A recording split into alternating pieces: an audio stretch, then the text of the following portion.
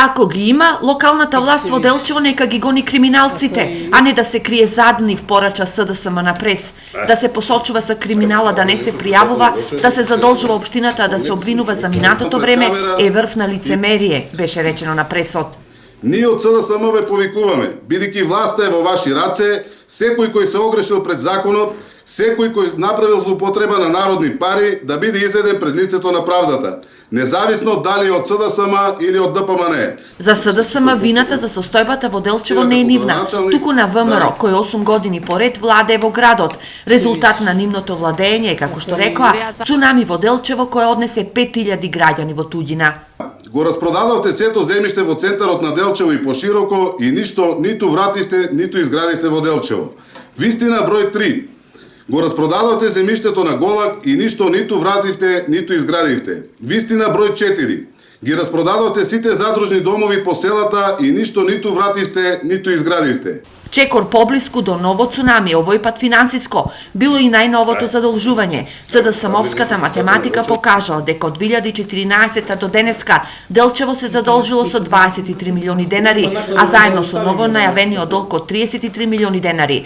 Вкупното задолжување на Делчево изнесува 56 милиони денари. Со краткорочно домашно задолжување Делчево се задолжува со 3 милиони денари. На 1 декември 2014 година со долгорочно домашно задолжување Делчево се задолжува со 19 милиони 655 950 денари.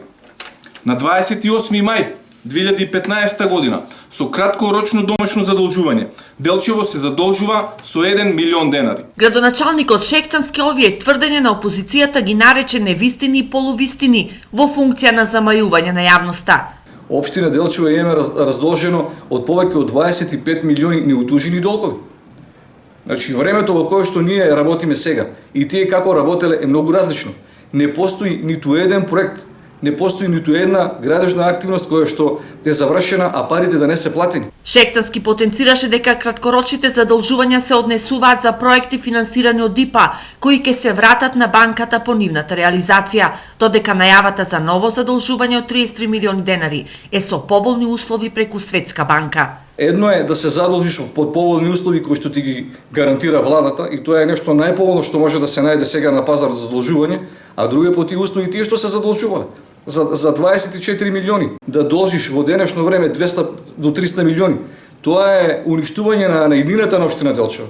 За општинскиот комитет на ВМРО ДПМН лага е дека е продадено целото земјиште во општина Делчево, а она што е продадено е во функција на развој на општината. Не е распродадено целото земјиште во општина Делчево, а она што е продадено е во функција на развојот на општината согласно сите позитивни законски правила и прописи на државата на најтранспарентен начин, што не беше случај во времето на СДСМ.